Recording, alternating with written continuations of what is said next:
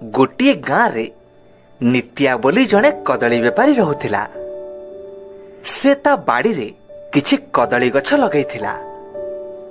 ठीक सेई बाड़ी रे गोटे झंकालिया पिजुली गछटे थिला।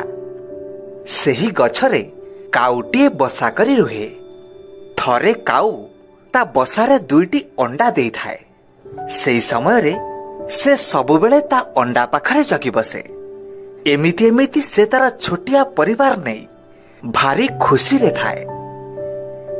दिनकर कथा नित्या ता कदली चाष को आउ टिके बढ़ेबा पई चिंता कला। तेणु से पिजुली गछटी को काटी दे सेई जगारे कदली गछ लगेबा को भाबिला। सेइथि पई दिने गोटे कुराड़ी आनी पिजुली गछ को काटिबा को लागिला।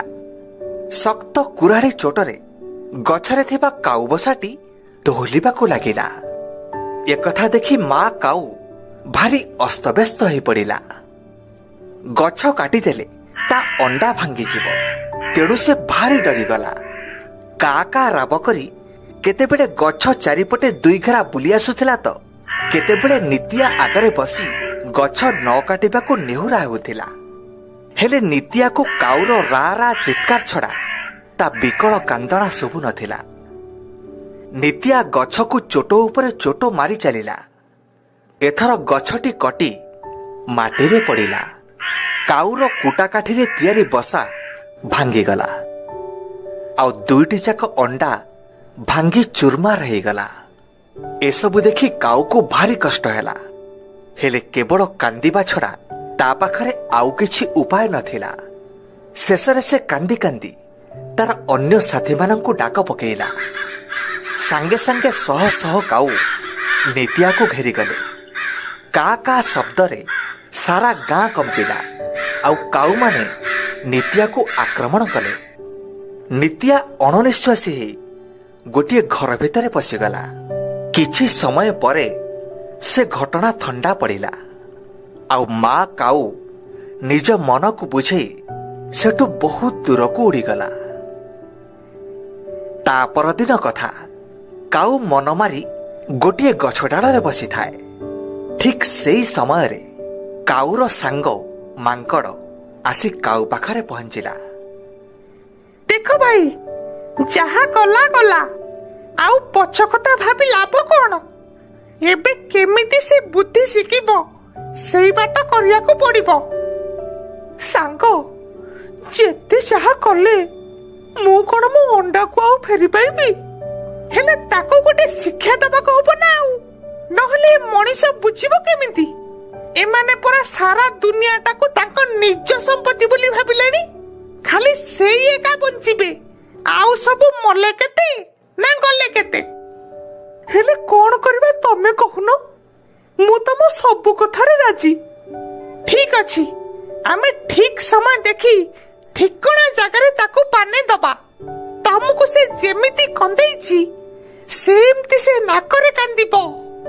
हो ता परदिन काउ आउ मांकड़ नित्यार गतिविधि उपरे लक्ष्य रखिले। से दिन नित्या घर को राजांक पाखरु कटुआलटी आसी थाए। पहरदिन संक्रांति राजभाटी मंदिरर वार्षिक उत्सव।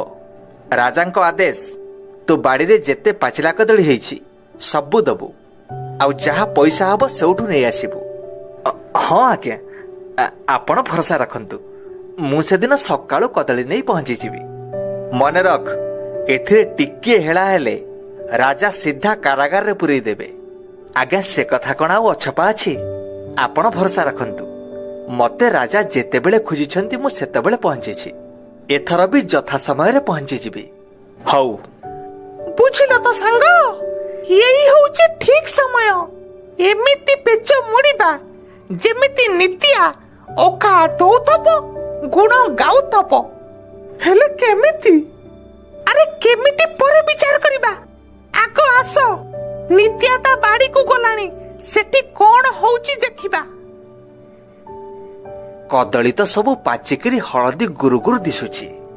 राजा कदली देखी भारी खुशी ही जिबे। हौ आगरु आउ काहेकि नै घरे रखिबी। सीधा पहरी दिन सकाळु काटिबी।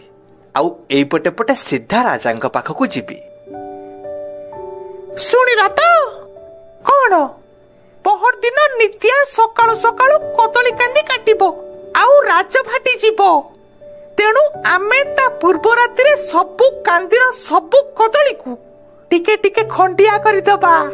ତାପରେ ଦେଖିବ କେମିତି ମଜା ଆସୁଛି। ଠିକ ଅଛି, ଚାଲ କାଲି ରାତିରେ ଆସିବା।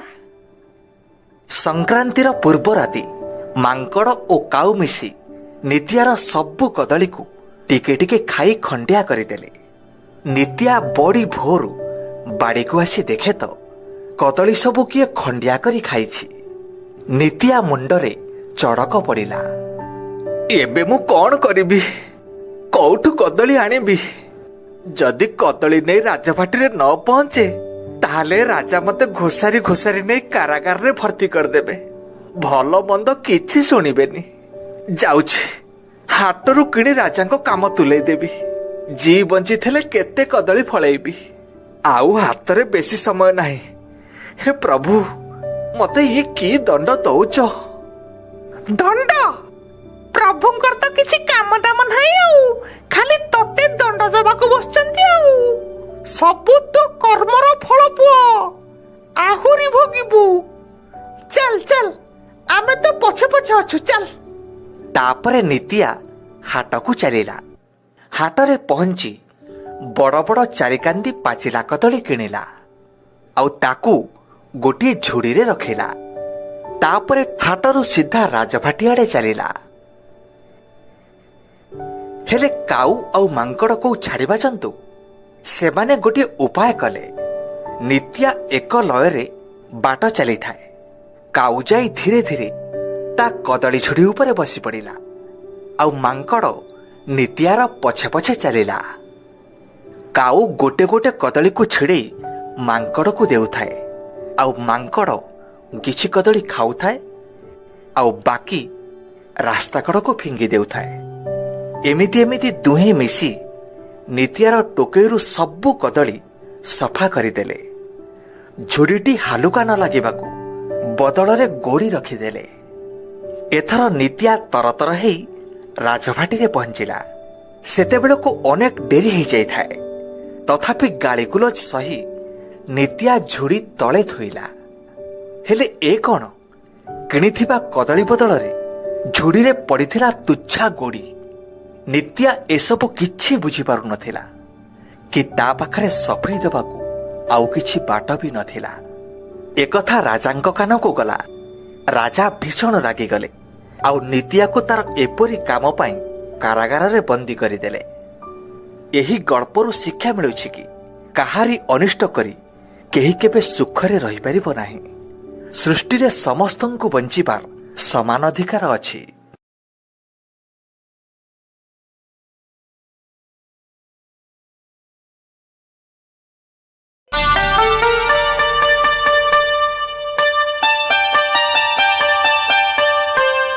ସୁଜନପୁର ଗାଁର ଶେଷ ମୁଣ୍ଡରେ ଥିଲା ଗୋଟିଏ ଚାଷୀର ଘର।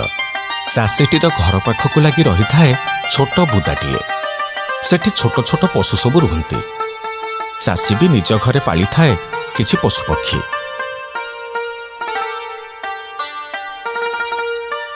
ଗୋଟିଏ କୁକୁର, ବିଲେଇ ଆଉ କିଛି କୁକୁଡ଼ା। କୁକୁରଟି ଥିଲା ବହୁ ଦୁର୍ଦ୍ଦାନ୍ତ। ତେଣୁ ତା ଭୟରେ ବୁଦାର ପଶୁମାନେ ଚାଷୀ ଘରକୁ ପଶିବାକୁ ସାହସ କରୁନଥାନ୍ତି।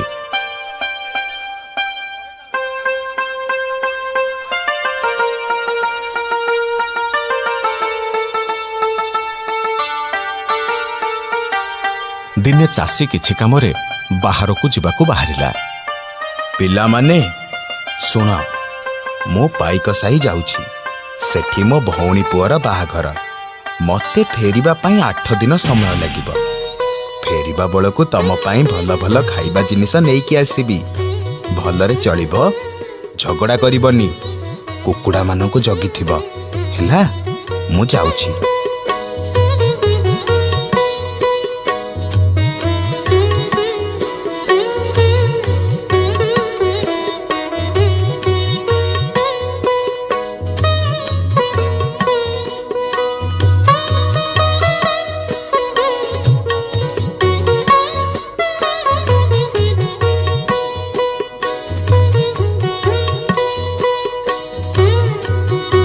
ଚାଷୀ ତା ଭଉଣୀ ଘରକୁ ଚାଲିଯିବା ପରେ ବିଲେଇ ଆଉ କୁକୁର ଘର ଆଗରେ ପହରା ଦେଲେ।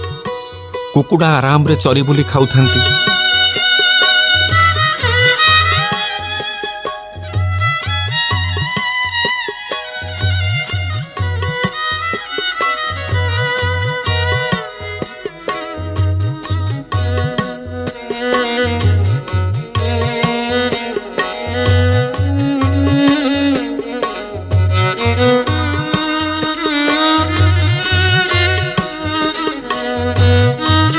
ହଠାତ୍ ବୁଦା ଭିତରୁ ବିଲୁଆଟିଏ ବାହାରି ଆସିଲା ଆଉ ଗୋଟେ କୁକୁଡ଼ାକୁ ଝାମ୍ପି ନେଇ ଚାଲିଗଲା।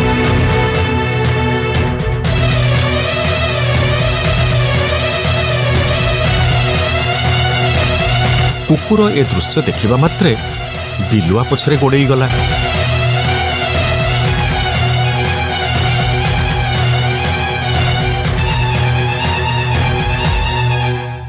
ଆରେ ଦୁଷ୍ଟ ବିଲୁଆ, ମତେ କୁକୁଡ଼ାକୁ ଫେରେଇ ଦେ। କଣ ଦେଖି ପାରୁନୁ? କୁକୁଡ଼ା ମରି ସାରିଛି।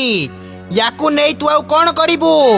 ଅଯଥା କଥା ନ କହି ମତେ କୁକୁଡ଼ାକୁ ଫେରେଇ ଦେ କହୁଛି। ତୁଟା ବଡ ମୂର୍ଖ। ମାଲିକର ଗେଲା ହେଇ ରହିବୁ ବୋଲି ଆଜି ଯାଏ କୁକୁଡ଼ା ମାଂସ ପାଟିରେ ମାରିନୁ। ଥରେ ପାଟିରେ ମାରି ଦେଖ। ଆରେ ଆ ଟିକେ ଚାଖେ ମାଂସ। ନା, ମାଲିକ ସହ ବିଶ୍ୱାସଘାତକତା ମୁଁ କରିପାରିବିନି। ଆରେ ମୁଁ ତତେ ବିଶ୍ୱାସଘାତକତା କରିବା ପାଇଁ କହୁନି ମ, ମୁଁ କହୁଛି ତୁ ମାଂସଟା ଚାଖିକି ଦେଖ। ଏଥିରେ ବିଶ୍ୱାସ ଅବିଶ୍ୱାସର ପ୍ରଶ୍ନ ଉଠୁଛି କୋଉଠି? କିଛି ଭୁଲ ହବନି ତ? କିଛି ହବନି। ଆ ଆ ଆ ଟିକେ ଚାଖି ଦେ।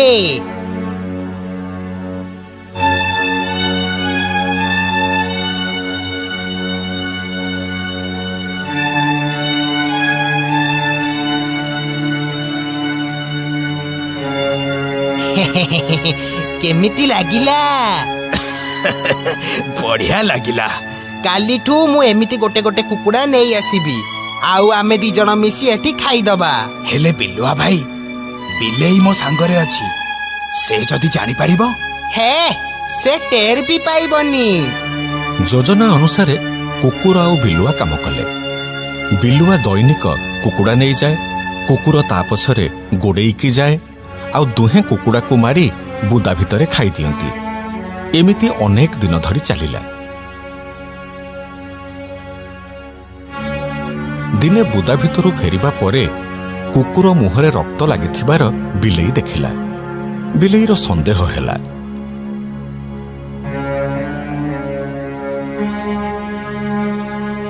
ବିଲୁଆ ସେଦିନ କୁକୁଡ଼ା ନେଇଯିବା ପରେ କୁକୁର ପଛେ ପଛେ ବିଲେଇ ବି ଗଲା।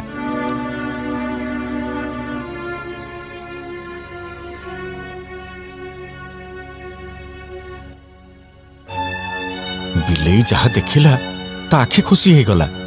ସେ କୁକୁରର ଅସଲ ରୂପ ସେଦିନ ଦେଖିବାକୁ ପାଇଲା। ସେ କୁକୁରକୁ କିଛି ନ କହି ନିଜ ମନ କଥା ମନରେ ରଖିଲା।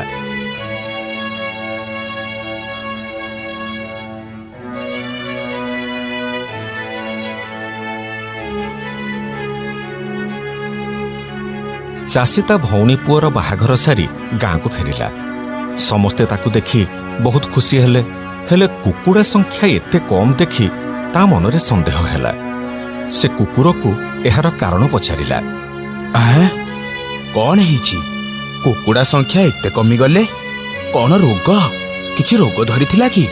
ନା ନା, ବୁଦା ଭିତରୁ ଗୋଟେ ବିଲୁଆ ସବୁଦିନ ଚାଲି ଆସୁଛି, ଆଉ ଗୋଟେ ଗୋଟେ କୁକୁଡ଼ା ନେଇ ପଳଉଛି।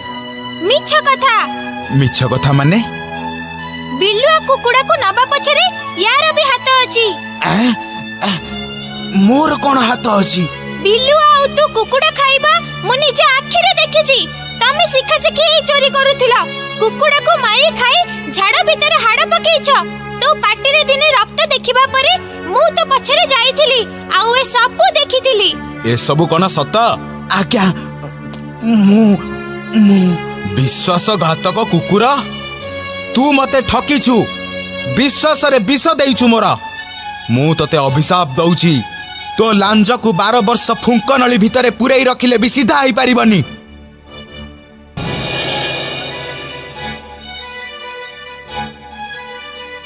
ସେଇ ଦିନଠାରୁ କୁକୁର ଲାଞ୍ଜ ବଙ୍କା।